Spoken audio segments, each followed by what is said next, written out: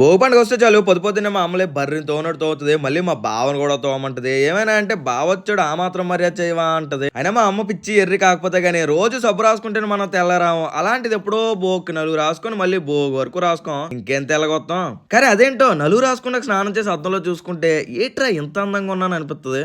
అది అవదమ్మా. ఇక రెడీ అయిపోయి అందరూ కలిసి భోగిమంట దగ్గర కూడా వచ్చేసాం. ఇక ఈ రోజంతా వీధిలో ఉన్న జనాలందరికీ ఇదే గ్యాస్ పోయి పొద్దున్న టీ నుంచి మధ్యాహ్నం భోజనాల వరకు అన్ని దీని మీద వండేస్తారు. అబ్బా ఏం వాడకవయ్యా అబ్బో.